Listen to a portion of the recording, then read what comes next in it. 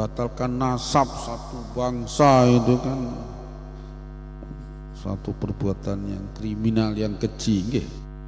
Assalamualaikum warahmatullahi wabarakatuh.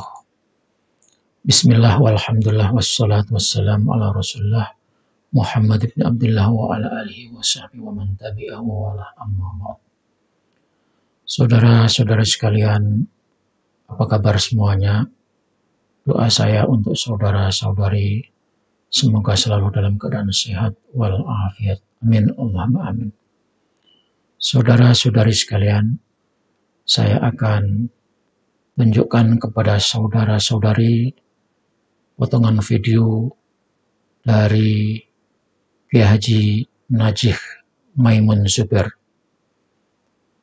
Video yang akan kita coba ulas dan akan kita coba kritik ini menunjukkan betapa Gus Najih Maimun tidak tahu akan dalil-dalil yang disampaikan oleh Kiai Haji Imaduddin Utsman Al-Bantani. Kalau toh sudah tahu dalilnya, saya percaya ini semua karena Gus Najih adalah pengagum berat Habib Rizik, dan saya menduga Gus Maimun ini, Najih Maimun ini juga setidak-tidaknya adalah pengagum FPI, penyokong FPI. Dalam video tersebut, Kiai Haji Najih Maimun berkata, fakta ilmiah telah dengan jelas dan lugas mematahkan setiap klaim yang dilontarkan tanpa dasar. Saya kira yang dimaksud adalah klaim kerungkatan nasab Ba'alawi. Narasi yang disampaikan Gus Najih Maimun tersebut, kita jawab, Gus, fakta ilmiah telah dibukakan di mata sampean. Maksud fakta ilmiah itu yang mana, Gus, yang sampaikan oleh sampean? Sampaikan menyatakan telah membuka fakta ilmiah kepada Kiai Haji Maimun Zubair. Yang saya mau tanyakan adalah fakta ilmiah yang mana itu, Gus? Kitab tulisan Ali Sakron atau kitab-kitab yang ditulis pada abad 10 sampai abad 15 hari ini, sekarang ini? Termasuk di sana ada kitab yang namanya Syamsud Dhahirah. Sampean mesti tahu kitab Syamsud Dhahirah itu adalah kitab yang merujuk pada karya Van den Berg. Itu artinya kitab sampah. Nasab Ba'alawi rungkat. Sudah bukan klaim lagi, Gus. Rungkatnya nasab Ba'alawi itu sudah final. Keputusan rakyat Indonesia. Ini kata saya.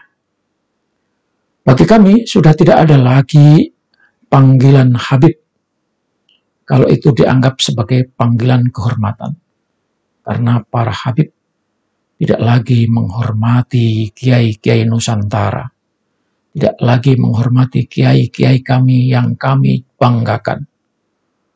Mereka sudah memanggil seenaknya dengan panggilan nama langsung tanpa mengawali dengan nama kiai. Maka di sini kami juga akan sebut mereka sebagai secara langsung namanya saja. Misal Rizik, Opik, Nopel, Muhdor, Salim, Bahar, dan lain-lainnya.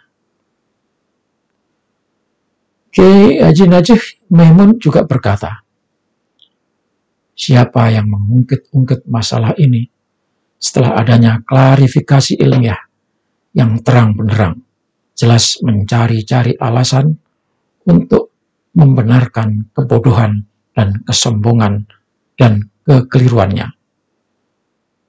Omongan sampean tersebut kami jawab, Klarifikasi yang mana, Gus? 12 pertanyaan yang diajukan oleh Kiai Haji Matutin sampai sekarang satu pun tidak ada yang dijawab. Kalau boleh kepada sampean, tolong dong bantu bikin jawabannya. Sampean boleh menjawabnya satu saja. Apa buktinya kalau Ahmad bin Isa itu hijrah ke Yaman? Itu saja, Gus. Tolong tunjukkan jawabannya yang sahih. Dari kitab mana? Ada di kitab mana?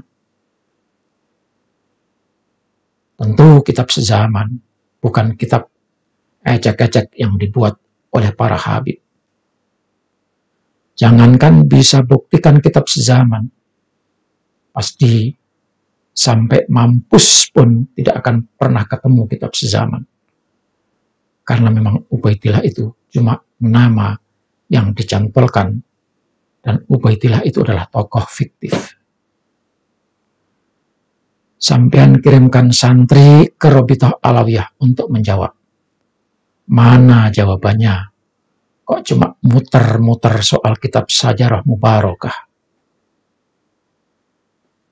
Apa klarifikasi itu? Apa maksud sampean kirim santri yang ikut debat di Robitoh Alawiyah pada tanggal 7 September itu? Kalau itu yang sampean maksud, sampean justru mempermalukan pesantren sampean sendiri. Santri tersebut malah di sana kelihatan bodohnya, seperti sampean sendiri cuma menyampaikan tuduhan-tuduhan dari hasil kriminal main. Terlihat bodoh dan sombong. Kiai Haji Najih Maimun juga berkata, mereka yang terus menyebarkan isu ini tidak lebih menyebar fitnah yang mengacaukan umat. Tindakan-tindakan mereka harus dicap sebagai perbuatan yang membahaya atau yang berbahaya dan merusak tatanan masyarakat dan meresahkan. Itu kata Gus Najih. Kita jawab. Yang menyebar fitnah mungkin panjenengan dan para habib, juga para muhibbin pembela Ba'alwi. Kalau saja sampean bisa memberikan pengajaran pada para habib, saya yakin tidak ada fitnah, tidak ada penghinaan, tidak ada adu domba, tidak ada orang-orang yang memecah belah. Kalau saja sampean bisa menyadarkan para habib dan para muhibbin, saya yakin tidak ada bahaya dan tidak ada yang melakukan pengerusakan, penyerangan, persekusi, dan penghadangan dakwah. Masyarakat tidak akan pernah resah karena masyarakat sudah terbiasa menghadapi perbedaan. Jadi, kalau sampean tidak siap dikritik, para habib tidak siap dibetulkan, maka sesungguhnya merekalah yang membuat kegaduhan yang meresahkan. Yang melakukan tindakan bahaya bagi orang lain itu mereka yang sudah tercuci otaknya dan menjadi jongos habaib. Tidak mampu melakukan pembelaan dengan gagasan dan pemikiran, dan akhirnya melakukan tindakan fisik demi habaib. Mereka yang membuat keresahan dan melakukan penyerangan adalah para muhibbin yang panjenengan provokasi dan panjenengan panas-panasi dan juga disuruh oleh para habib untuk melakukan penyerangan. Maaf Gus, sampean sudah dengar atau belum tentang seruan dan ajakan perang Habib Rizik? Ajakan Rizik untuk menyiapkan diri melakukan penyerangan. Pertanyaannya, siapakah sesungguhnya yang melakukan dan menciptakan keresahan. Bukankah itu para habib? Kiai Najih Maimun juga berkata, membatalkan nasab satu bangsa itu kan satu perbuatan kriminal yang keji. Pak Alwi itu bangsa besar. Membatalkan satu orang saja sudah disebut kriminal, apalagi satu bangsa. Ini kata Gus Najih Maimun, bahwa Pak Alawi itu adalah bangsa Yaman atau bangsa jin, saya tidak tahu. Tapi di sini kita jawab apa yang disampaikan Gus Najih. Gus Najih, sampean sangat nampak sekali kekuatan dengan penuh membela Pak Alawi. Sampean menyatakan Pak Alwi itu satu bangsa. Padahal Pak Alwi itu cuma satu klan, komunitas Yaman, imigran yang ada di Indonesia. Itu artinya sampean setuju dengan pernyataan para habib kalau Indonesia ini merdeka karena hadiah dari bangsa Pak Alwi. Karena sampean menyebut Pak Alwi itu satu bangsa. Bangsa Pak Alwi sampean junjung tinggi, sementara sampean tidak pernah memberikan penghargaan dan penghormatan kepada bangsa sendiri yang berjuang untuk negeri tumpah darahnya.